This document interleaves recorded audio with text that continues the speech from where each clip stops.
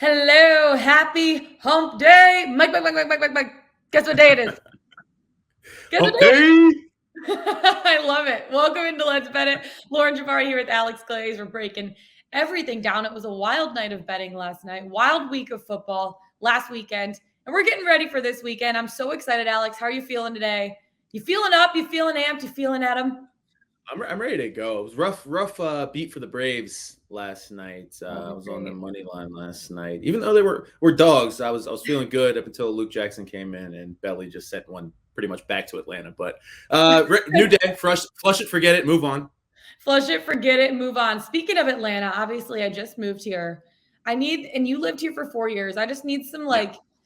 I'm boring right now. I don't go out. I don't do anything. I don't really have friends. That's embarrassing. But you know what? Give me a couple restaurants, like a couple cool places to go because I need to get out there. I need to start doing things. I'm getting bored. Okay. Well, listen, you're saying boring. I'm a pretty boring eater, but I'll give you a couple spots. So I like burgers. I'm a big burger guy. I love a good burger. So Grindhouse Killer Burger. Okay. Is that on Monroe or Piedmont? One of the, it's right in the Midtown Buckhead line. That they have a great burger there. Love it. Probably is that my favorite burger? Probably my favorite burger in Atlanta, to be honest with you. That's a pretty solid yeah. It's a pretty solid burger there. Obviously, it was close to where I used to work, so it's very convenient as well. So I went there a good amount, but that's probably my favorite burger spot. Barbecue, you got to go to Fat Matt's. You have Fat Matt's, and you have to obviously go to Fox Brothers. I mean, that's a good one as well. Okay. And the best steak that I think I have ever had, maybe House and Buckhead, best steak. So okay. Those are just a couple off the top of my head for you. I'm putting those down on the list. I'm so excited to try them out. I'm also really excited for the show today because we got a lot of good stuff coming at you. College football review. You're big on college football. Some awesome storylines from this weekend. One of them including my alma mater, Michigan. Go Blue. We have NBA chat, night number 2 of the NBA, and there's quite a few games tonight going on. We break them down, and then we can't end without our best bets of the day and the Pickswise play of the day. So without further ado, Alex, my friend, let's get it. Finish the sentence. Let's bet it. Let's hear it. I love it. All right, college football review. Obviously, a lot happened this past weekend. And college football, week 7. I want to take a look back at some of the top-ranked teams, starting with Michigan. Obviously, they had their bye week last week, but they're just creeping up there. They're getting closer and closer to the top 4. And I know they used last week as practice and rest. They had a bye week for a stretch that's going to be pretty crazy to end the second half of their schedule. They're playing 3 incredible teams for the Big Ten. They still have MSU, they still have Penn State, and they still have Ohio State. Northwestern this weekend. What have you been seeing from Michigan? What do you expect come week 8 here? I mean, the most impressive thing I think from a Michigan standpoint is they have an identity finally, right? Like they run the ball and they play good defense. Like they finally, for the first time in a long time, have an identity, and I think that's been a great thing for them. And like you said, they still have all of their goals in front of them. What are they? They're ranked 6th right now, I believe. Mm-hmm. And then, when you have Ohio State right in front of you at 5, and, you have Oklahoma who jumped up to 3, and Alabama, who knows, there's still a lot of things that can happen with those top 4 teams. I mean, Michigan could still be in that playoff conversation. You think about it, if they can handle business in the second half of the schedule and find a way to win the Big Ten. I think the Big Ten champion is going to get in the playoffs. So Michigan, I mean, all their goals are still in front of them. So I've liked what I've seen. I know I give you a hard time about Notre Dame. You noticed you haven't heard me say anything about Michigan. I know. I do appreciate that. So I want to break it down to the top 4 teams right now in the Big Ten: Ohio State, Michigan State, Penn State, and Michigan. Who do you think are the 1 or 2 teams that really have the best chance of winning the Big Ten this year and making it to the postseason, the college football playoff? I think it's Ohio State 1, and then I think I would put Michigan right there. I think if you had asked me last week, Michigan State might have been my answer, but I really didn't like what I saw from them this past week against Indiana. So I think Ohio State and Michigan are my 2 in the Big Ten. I like it. What do you think about that? You're a Big Ten girl. What do you think about that? Yeah, I actually really do like it. Here's the thing. It's like I don't think that Cade McNamara is by any means a phenomenal quarterback, but I think he's a Doesn't need solid to be. quarterback. That's exactly Right. like you don't need him to win you the games, just don't lose you the games, right? And so Exactly. I think that compared to Stroud, which he's phenomenal. So it's just it's different, right? But obviously I'm rooting with my heart. I'm rooting for my Michigan Wolverines, and hopefully I think it's going to be a big test for them. Not this weekend against Northwestern. I have Michigan laying the points. I think the spread right now is like 23. Yeah.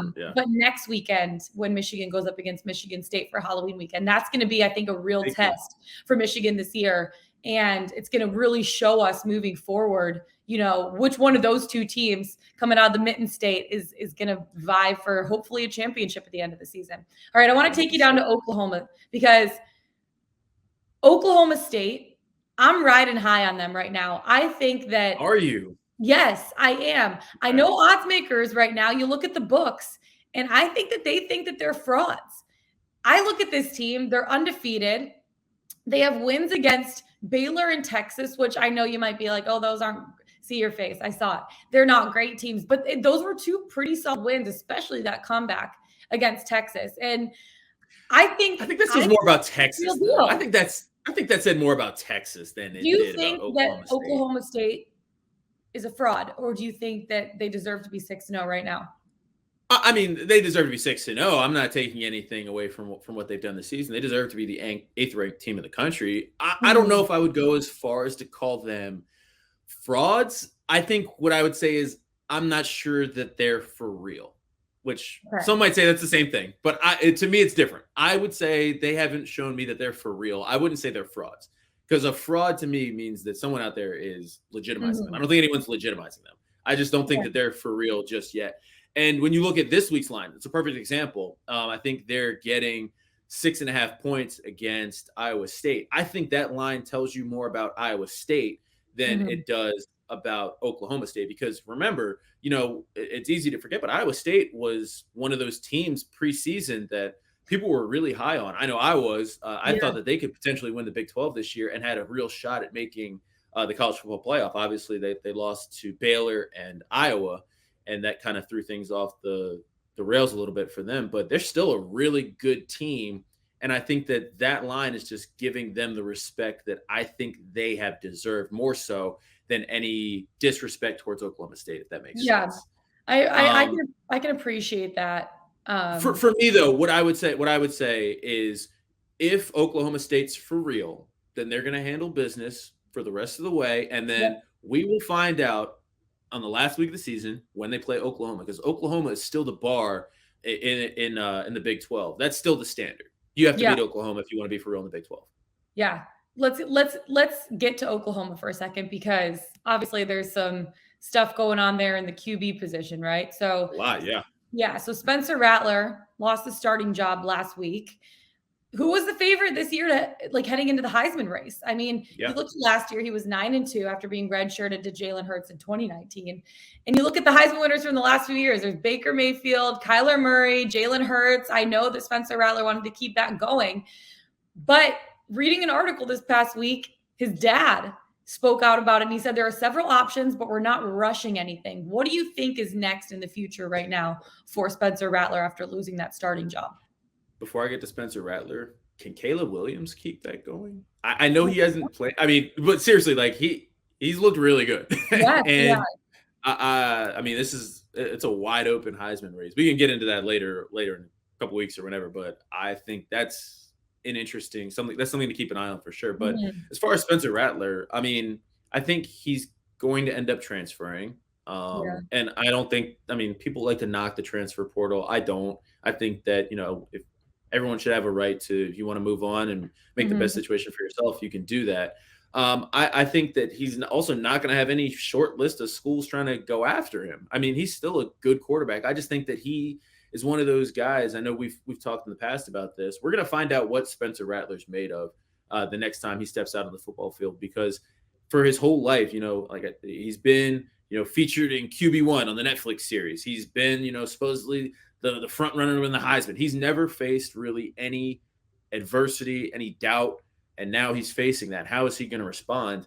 I think a perfect fit for him, if Lane Kiffin stays at Ole Miss, Who Yeah. says no to that? I think that's something that could be really interesting. It'd be interesting to see where he ends up, but I think that there are going to be a couple spots where we can see Spencer Rattler land on his feet and just prove to everyone that he is the quarterback that a lot of people thought he was.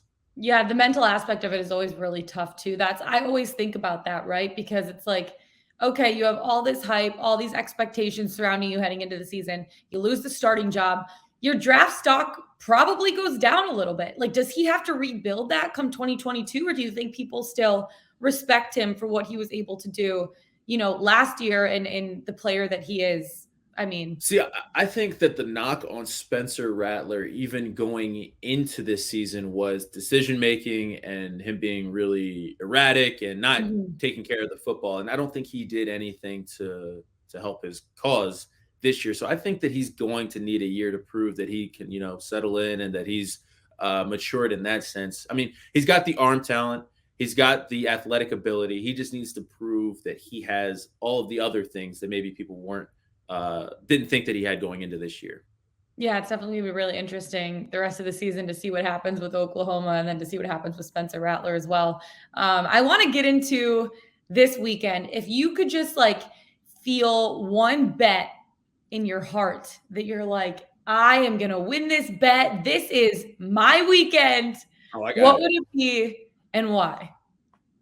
This is going to sound so weird to say because it's been a long time since Clemson has not been favored in an Okay. ACC regular season game. Yeah. But I'm going to lay the 3.5 points with Pitt Wow. against Clemson this week. And yeah, I mean, on paper, you think like, okay, ranked team in Pitt at home. Yeah, it makes sense that they're favored, right? But then you look on the other, and it's Totally. Clemson. It's like, wait a minute, what's going on here? But Pitt's quietly, unless you're paying attention to the ACC, has been doing really great things. I think they have the third highest scoring offense in all of college football. Mhm. Kenny Pickett, I think he's the best quarterback in college football right now.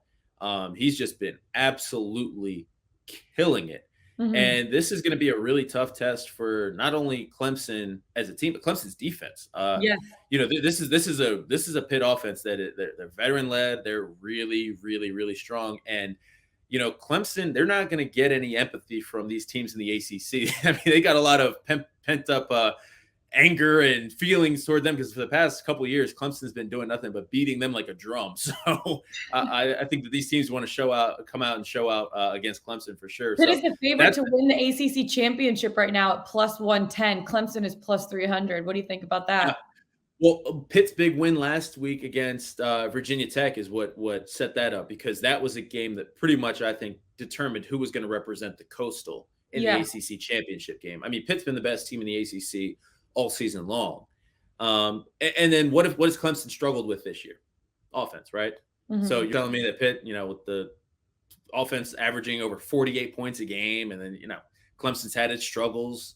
I don't see how that one's close. So I'm going to lay the 3.5 points with Pitt. I like it. I like it. I don't know if you're What's going to yours? like You got mine one? necessarily. Yeah, what you Yeah, I got? don't know if you're necessarily going to like mine. I have Oklahoma State money line plus 210. You're like, oh, they're not the real deal. I don't know. Iowa State, they're going up against them, but I like them as the Okay. underdog in this matchup. They're still perfect on the season. They had a big win last week against Texas. And Jalen Warren, almost 200 yards on 33 carries, including 150 plus in the second half. I think I think that they're just not getting the love that they necessarily deserve from poll voters and odds makers. I mean, they're playing like a team with something to prove, and I think that they're worth taking straight up money line underdog in a game All of like it. All of it. Just take them. that. Just Okay. take them. Take We'll them, see. love them. We'll I love see. it. I'm not saying I don't like them this week. I think that for me, the way I'm looking at the line, I think Yeah. that it's more showing respect for Iowa State than disrespect for Oklahoma State. What if you're 6-0, you're undefeated? I feel like that's a little bit of disrespect. A little They bit. were getting points last week against Texas. I think they got Yeah. it was 3.5. I mean, Yeah. I know. I mean, we'll see. We'll see what happens. We'll see what happens. The NBA, because obviously the regular season started yesterday, right? And there was 2 games. They were 2 really exciting games for the most part. And then today we got a whole slate of different games right now. But before we get started into our NBA picks, I want to say we are doing a jersey giveaway. If either a couple of you or one of your picks is right, one of my picks is right, any NBA pick that we're making today is right. All you have to do to enter Pickswise people, my Pickswise peeps, you just got to retweet the Pickswise tweet. And if any of our NBA bets hit, any of them, you'll be entered in to win a jersey. So hopefully we don't suck today. Let's see what we got. Alex, give me a couple of your NBA bets for tonight. All right. Well, I'm going to start off by saying what I learned last night is that I'm old and I can no longer stay up for the 10 o'clock games. I can't do it. I was done after like the first learned quarter. About myself last night is I am a grandfather. Yeah, so that was tough. That was a tough pill for me to swallow. But tonight I am going to, of course, my favorite off-season drama has been the Philadelphia 76ers. There are two things I love: sports and trash TV, and the Sixers have been giving me just a combination of both. So love that. Not a great game against the Pelicans, so I'm going to find a prop. I like Joel Embiid over 28.5 points. You look at the Pelicans, obviously Zion's out. And this is a team that gave up, I believe, the second most points in the paint in the NBA last year. So I look at Joel Embiid, obviously dominant in the paint, and someone who shoots a lot of free throws and makes a lot of free throws. So I 28.5 points. I like that. He's also been talking a whole lot about Ben Simmons, and I think, you got to back it up. You got to show me something. So I like him beating the points tonight. That's one of my plays. I like it. Yeah, I am actually betting on that game too. I have the Sixers laying 3 in this one. And you look at the Sixers are without Ben Simmons, Pelicans without Zion Williamson. I know that they're dealing with the drama, which you like a little bit more than keeping up with the Kardashians. So I'm glad that you're not watching E! Entertainment anymore right now and you're focusing on the sports drama. It's great, Alex. Love it. I'm a Bravo guy myself, but we can get into that later. But Embiid really doesn't seem rattled at all, like by this decision making. I honestly think this is going to be a game for the Sixers where I said the same thing about the Nets last night is they want to get the narrative off of that and just focus on the basketball aspect of it, right? Like it's like the Nets didn't want any more of that Kyrie Irving talk. I feel like the Sixers are the same thing with Ben Simmons. It's like, hey, we're professionals. We're here to play basketball. Let's get this narrative back in order. This is our first regular season game. I think that they're going to lay it all on the court tonight. It's going to be a really, really exciting one. So I have the Sixers laying 3 tonight against the Pelicans. And just like the Nets, I would say the Sixers are still a really good team with or without Ben Simmons. This is still a good team. So, you're laying the 3 points. That's not crazy. They still have, Tobias Harris. Tobias Harris is a really good player. Yes. They have a lot of those kind of guys, and it's just this is a good team. Pelicans, not so much. Yeah. The other pick that I have, I'm gonna go out west. I don't know if I'm gonna make it through this game, so I might have to wake up tomorrow morning and see if this one hits for me. You go to bed so early. Listen, early mornings, late nights, I can't do both. It's one or the other. But I'm going to lay the 6 points. I believe it's 6.5 with the Suns tonight against the Nuggets. I know you don't like that one too much. I'm going to like the Nuggets a lot more when Jamal Murray comes back. I just think this is a Suns team that is absolutely loaded once again. I'm not going to doubt Chris Paul. I like everything that they do on the offensive end. I think that this is a good matchup for them. Remember, people look at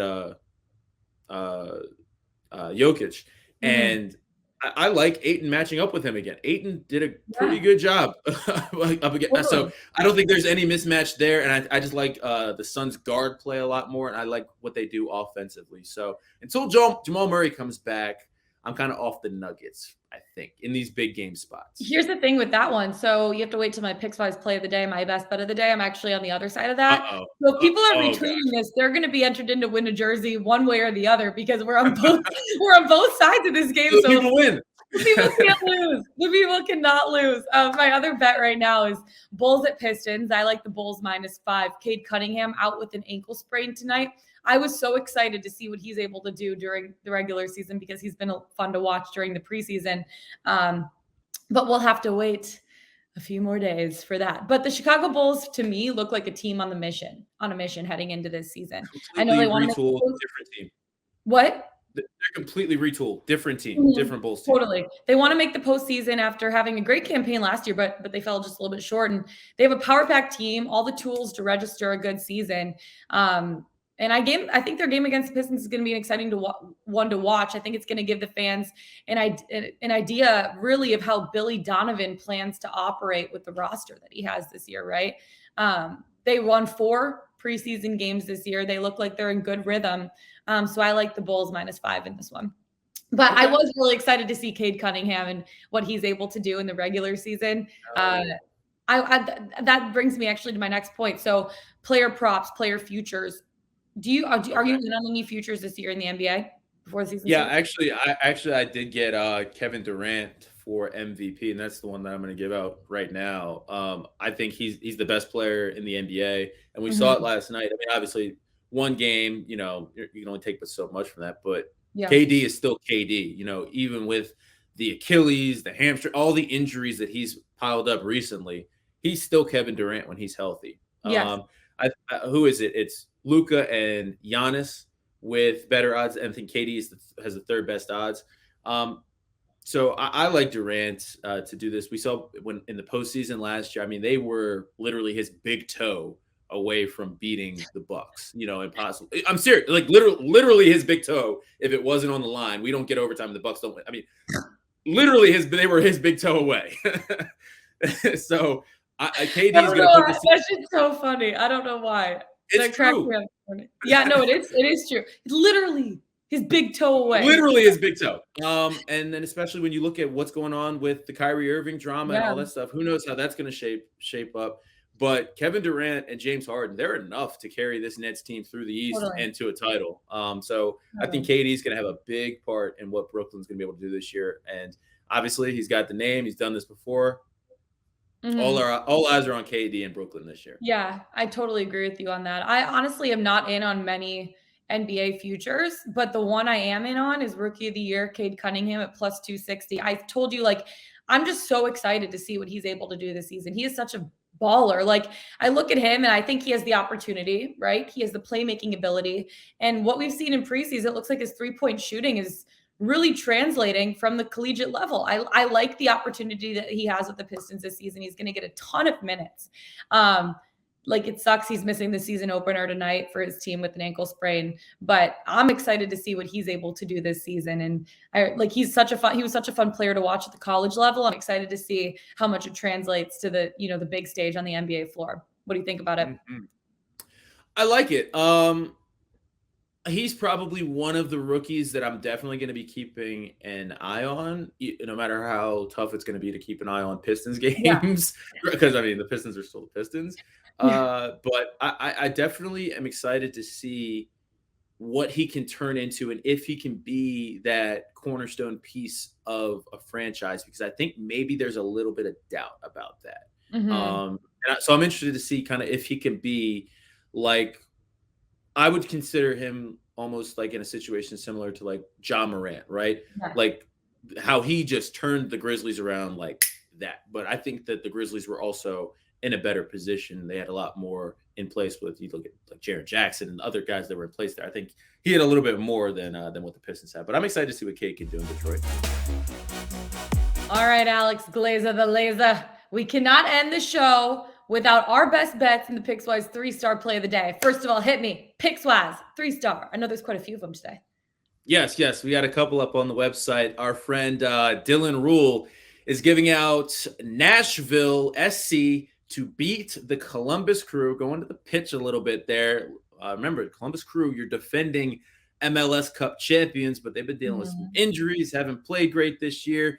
And Nashville, possibly one win away from officially clinching a playoff spot. So Dylan is expecting the offense to show up and take home the 3 points. So we are going with Nashville -147 to beat the Columbus Crew on Pickswise.com. That is your one of the 3-star plays of the day up on the website right now, courtesy of our friend Dylan Rule. Taking it to the pitch. I love it. Love it. Absolutely love it. It's my favorite. That was not a good. Was that English I or don't was know. that That was national? like a combination of like 6 different nationalities. I honestly don't know what that was. I'm never going to do that again. So on that note, Alex, let's get into our best bets of the day. I know you're taking it to the baseball field, right? I'm going back to Dodger Stadium. I'm not scared.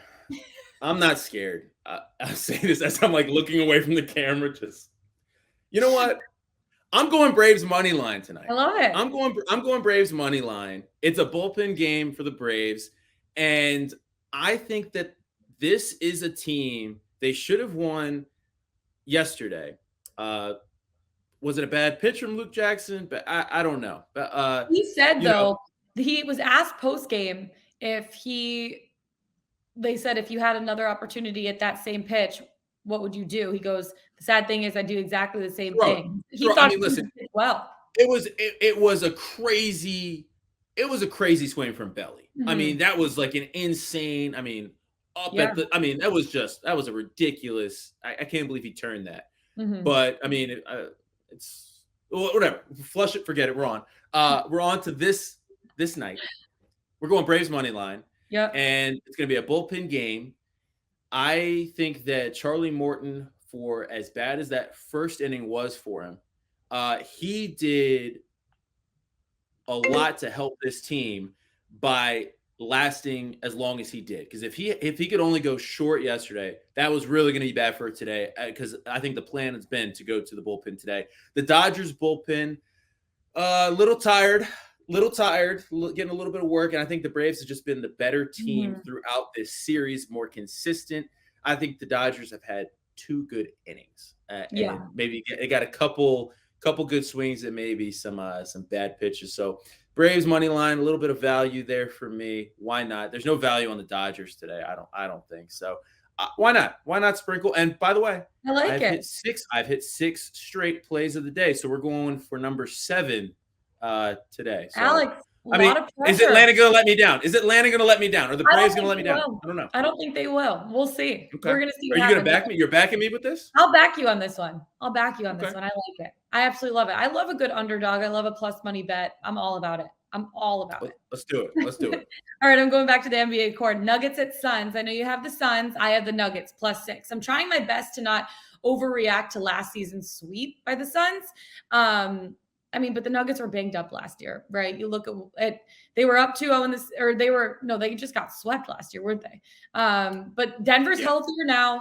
They're banking on some internal development from PJ Dozier, Bol, guys like that. And I also think, Bones Highland is a really great pick for this Nuggets team as well. I think Will Barton's going to help the rotation.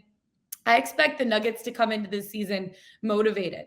Try to wash away that deflating end of the last season, right? Because they've been stewing on that now for a few months.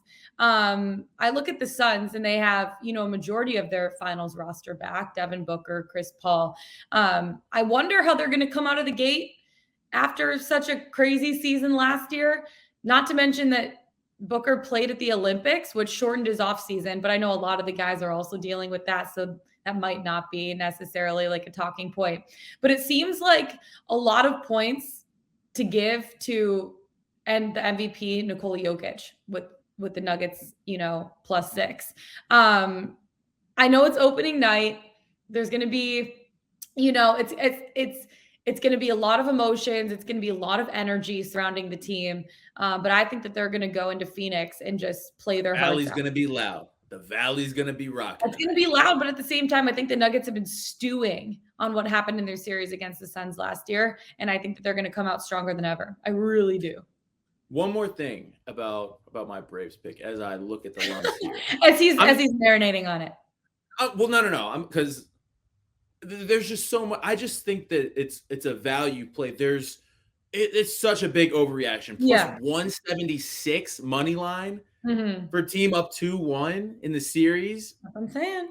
Look, the bullpen's been strong for the second half of this season and in the postseason for the Braves. Yeah. There is no reason to be doubting them to the extent of plus 176. I mean, that's just that we're talking about disrespect. That's disrespectful. Freddie Freeman can hit again. The Braves bats are not an issue. Give me Braves money line. It's going to be really exciting to see what happens in that one. But until then, Alex, my friend, that is it for us today. Find us on the Pickswise YouTube channel. Go to pickswise.com. Make sure to download the Pickswise app if you don't have it. You're missing out on a good time. I'm Lauren Jbara. That's Alex Glaze. Best of luck tonight, you guys. We'll see you tomorrow. Let's get it. Let's bet.